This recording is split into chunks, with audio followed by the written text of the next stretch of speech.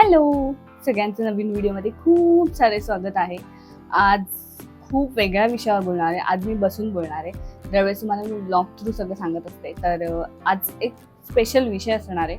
तो मी तुमच्याबरोबर आज शेअर करते. बाळ झाल्यानंतर खूप मोठा आपल्या आयुष्यात बदल होतो, तो म्हणजे खर्च. ॲक्च्युली हा खूप महत्त्वाचा पॉईंट आहे, राईट? खूप जणांना रिलेट होईल आणि ज्यांना मदत होणार असेल या व्हिडिओ थ्रू, तुम्ही हा व्हिडिओ पूर्ण बघा आणि खूप माहिती तुम्हाला ह्या व्हिडिओमधून मिळेल. मला जो अनुभव आलाय त्यावरनं मी तुमच्यासोबत सगळं शेअर करणार आहे. सुरुवात करूया व्हिडिओला.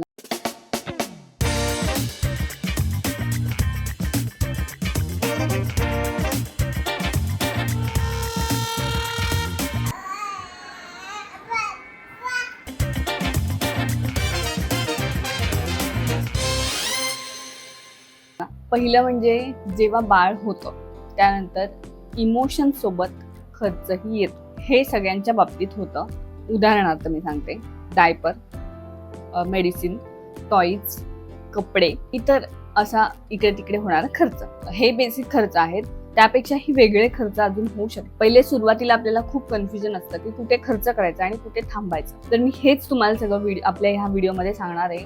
व्हिडिओ संपूर्ण पहा आणि जर चॅनल सबस्क्राईब केलं नसेल तर आठवणीने करा, म्हणजे तुम्हाला अजून पुढे काय काय छान आलं की तुम्हाला हेल्प होईल. तर पहिला पॉईंट आहे रियालिटी चेक. खर्च किती वाढतो त्यामध्ये आपण पहिला पॉईंट बघूयात.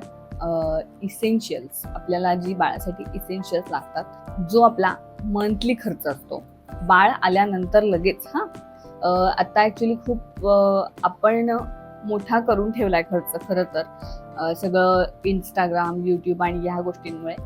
तर त्यानुसार मी आता हे सगळं प्लॅनिंग केलेलं आहे, ते मी तुम्हाला सांगते. मेन म्हणजे diapers, baby lotion, baby oil, shampoo, powder, साबण.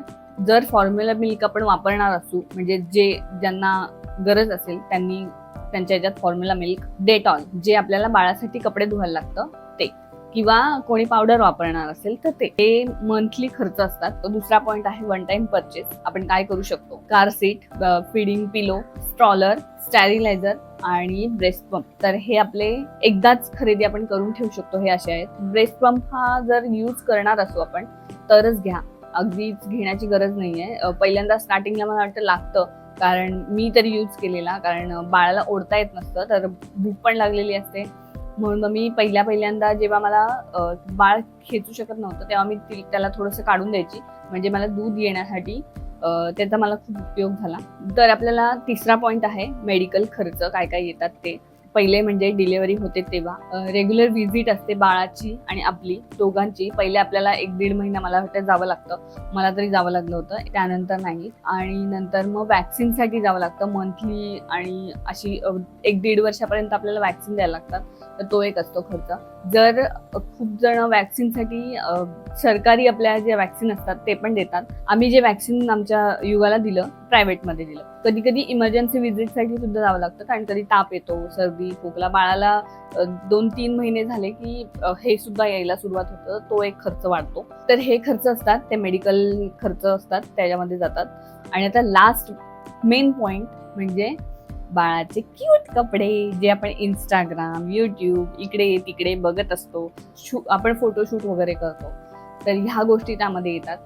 हा खर्च आपण खूप हल्ली करत असतो, कारण सोशल मीडियाला आपल्या बाळाचे फोटो टाकायचे असतात. काही जण 6 महिने 7 महिने नाही टाकत, मी पण नव्हते टाकले. तर त्यानंतर आपण फोटो टाकायला, पण मी फोटोशूट देखील नाही केलं, त्यामुळे मला तो खर्च अजिबात नाही आला. मला आणि ते करायचं देखील नव्हतं. बाळाला जे बारशाला कपडे आलेले तेच मी यूज करत होते. अजूनपर्यंत मला तेच यूज होत आहेत. आता मी 2 महिने झाले बाळाला नाईट ड्रेस वगैरे घेतले. त्यानंतर मला असा कपड्यांचा असा खर्च अजून आला नाहीये. मी आता घेईल तर बल्कमध्ये शक्यतो घेण्याचा प्रयत्न करेल, म्हणजे तो खर्च एक मला होणार नाही. काही वस्तू या खरंच गरजेच्या असतात, पण काही क्यूट वाटतात म्हणून आपण खरेदी करून ठेवतो. तर आपण दुसरा पॉईंट काय बघणार आहोत. आपण ना खरेदी करताना एक रूल ठरवून द्यायचा, ओके? तो म्हणजे इच्छा कुठली आणि गरज कुठली. गरज आपली नक्की काय ती सॅग्रिगेट करायची. पहिलं म्हणजे डायपर, हे आपल्याला लागतातच, तर ही आपली खरी गरज आहे. आणि मेडिसिन, हे आपल्याला प्रत्येक महिन्याला ह्याचा खर्च येतोच, तर हे गरज ह्यामध्ये टाकून द्यायची. आणि दुसरी इच्छा काय असते आपली, तर बाळाला नवीन नवीन कपडे घ्यायचे असतात, टॉईज घ्यायचे असतात, ट्रेंड आता चालू आहेत त्याचे जे काही वस्तू असतील ते आपल्याला घ्यायचे. तर ह्या 2 सेक्शन मध्ये आपण त्याचं सॅग्रिगेशन करायचं. ओके, आपण तिसरा पॉईंट बघूयात, मंथली बजेट सिस्टीम कशी करायची. तर मी एक तुम्हाला सांगते की बजेट म्हणजे कमी केलेला खर्च नाही, तर कंट्रोल केलेला खर्च. पहिले बेबीचा जो बजेट आहे तो फिक्स ठेवायचा. तर पहिला पॉईंट आहे, त्यातला पहिला पॉईंट आहे बेबीचं मंथली बजेट काढायचं. मी तुम्हाला किती पैसे लागू शकतात ह्याचा देखील अंदाज देते. हा माझ्यानुसार अंदाज आहे. पहिलं म्हणजे डायपर्स, वाईप्स, मेडिकल जे गोळ्या औषधं जे काय त्यांचे मंथली लागतात ते, स्मॉल जी काय काय आपण छोट्या छोटी शॉपिंग करतो ती. एक रूल ठेवायचा आपण की पैसे पहिले बाजूला करायचे आणि मग खर्च करायचा. त्यासाठी एक मी तुम्हाला आयडिया देते. तुम्ही ट्रॅकर किंवा काही असं यूज करू शकता किंवा लिहून ठेवू शकता, कसंही तुम्हाला ते सोपं पडेल ते. वीकली ट्रॅक करायचं आपल्याला डायपर किती लागतात, एक्स्ट्रा जे काही आपले खर्च करतो आपण ते किती लागतात, आणि मेडिकल खर्च जर समज कधी ताप आला किंवा काही जर सर्दी खोकला जे काही असेल ते, तर तो मेडिकल खर्च एक सुद्धा असू शकतो, तो एक ह्यामध्ये टाकून ठेवायचा. तर एक स्मार्ट खर्च वाचवण्याची एक मी अजून एक तुम्हाला तिसरा पॉईंट सांगते. ऑनलाईन ज्या ऑफर असतात त्या आपण यूज करू शकतो. फर्स्ट टाइम खरेदी करतो आपण त्यावर सुद्धा आपल्याला ऑफर असतात, फेस्टिवल डिस्काउंट्स असतात, त्यामध्ये आपण बऱ्यापैकी घेऊ शकतो. तर ह्यामध्ये आपला खर्च बऱ्यापैकी वाचतो. कारण जेव्हा थोडीशी छोटीशी वस्तू घ्यायला गेलो तर ती महाग असते, आणि एकदाच बल्कमध्ये उचलली तर ती बरी पडते. बाळाच्या बाबतीत तेच करायचं की बल्कमध्ये उचलायचं, म्हणजे आपल्याला 6 महिने 7 महिने एक गोष्ट ती यूज होते. बाळाचं फ्युचर प्लॅनिंग हे आपण आत्ताच करून ठेवलं पाहिजे. म्हणजे ह्या गोष्टीला खूप वेळ असतो, पण आता आपण प्लॅन करत नाही. बाळ जेव्हा शाळेत जायला सुरुवात होणार आहे त्यानंतर तेव्हाच आपण प्लॅन करून ठेवलेलं नसतं. तर आत्तापासूनच बाळ जेव्हा येतं तेव्हापासूनच थोडे थोडे पैसे आपण साईडला काढायला सुरुवात करायची, जेणेकरून जेव्हा शाळेत जाईल तेव्हा आपल्याला एकदम लोड येतो. आणि आत्ताच्या फीज एवढ्या वाढल्यात की आपण ते खर्च अफोर्डच करू शकत नाही तेव्हा.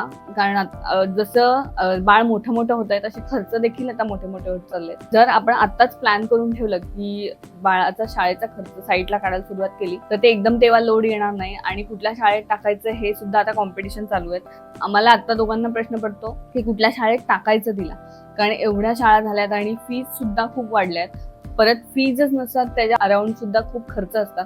तर ते आपण आत्ता डोक्यात घेत नाही, तेव्हाचा विचार तेव्हा करू असं विचार करतो आणि सोडून देतो. पण तसं न करता बाळाला आत्ता काय लागतंय, खाणं पिणं, आत्ता एवढाच खर्च आहे, पण पुढे जाऊन त्यापेक्षाही खूप वाढणार आहे. आणि संकल्प आणि मी सुद्धा युगासाठी ही गोष्ट केली आहे. आत्ताच आम्ही थोडे थोडे पैसे तिच्यासाठी काढून ठेवतोय, जेणेकरून शाळेसाठी आम्हाला अजिबात प्रश्न येणार नाही. मग कुठल्याही शाळेत टाकायची आमची तयारी असेल. कंपॅरिझन करू नका. आत्ता खूप गोष्टी सोशल मीडियावर आपल्याला दाखवल्या जात आहेत, त्यामुळे आपण कंपॅरिझन करत बसतो की आपल्याला ही पण गोष्ट पाहिजे, ती पण गोष्ट पाहिजे, ती पण गोष्ट पाहिजे. तर तसं करू नका. बाळाला आत्ता आपलं फक्त प्रेम पाहिजे. जेवढं ते घरात सुरक्षित असतं ते आपल्याला महत्वाचं आहे. कम्फर्टेबल राहणं तेच आपण एन्जॉय केलं पाहिजे. आता माझ्यावरूनच मी सांगते तुम्हाला की आम्ही दोघं काहीच खरेदी करत नाही. छोट्या छोट्या गोष्टी आम्ही शोधतो. बाळ आता खेळणी सुद्धा खेळत नाही. मी माझं उदाहरण सांगते की किचनमध्ये जाते, ताटं चमचे जे तिला खेळायला मिळेल, जे खाली पडलेल्या गोष्टी आहेत ज्या आम्ही आणून ठेवलेल्या आहेत तेच ती खेळत बसते. त्यामुळे तो खर्च होत नाही आमचा, म्हणून आम्ही तो करायला पण जात नाही. आत्ता मी ह्या महिन्यामध्ये अगदीच ती खेळण्यांना कंटाळलेली म्हणून 2-3 खेळणी मागवली, बस तेवढीच मागवल्यात. त्यानंतर मी अजून काही खरेदीच केली नाही तिच्यासाठी. ते आम्ही दोघांनी डोक्यात ठेवलंय की कुठेही इंटरनेटवर जे चालेल ते आपण खरेदी करायचं नाही. जेवढं आपल्याला लागेल तेवढं आपण खरेदी करायचं. ती जेवढी हॅपी आता दिसते ना मला, काही सुखाची गरजच नाहीये वेगळ्या. हेच सुख आहे, आम्ही दोघंही एन्जॉय करतोय. हे अशी सगळी ही रियालिटी आहे आपल्या पॅरेंट्स असण्याची. मला एकच सांगायचंय, शेवट मी आता एकच सांगते तुम्हाला की बाळ येण्याआधी थोडंसं वर्षाचं पुढचं प्लॅन करून ठेवत जा, म्हणजे तुम्हाला बाळ आल्यानंतर एकदम लोड येणार नाही आणि खूप सोपं जाईल तुम्हाला ते सगळं. मला माहितीये की जी आपली आधीची पिढी होती ती प्लॅन करायची नाही तरी सुद्धा त्यांचं कसं काय मॅनेज व्हायचं. तर हे तेव्हा त्यांचं माइंडसेट असेल, देव जाणे, मला नाही माहिती.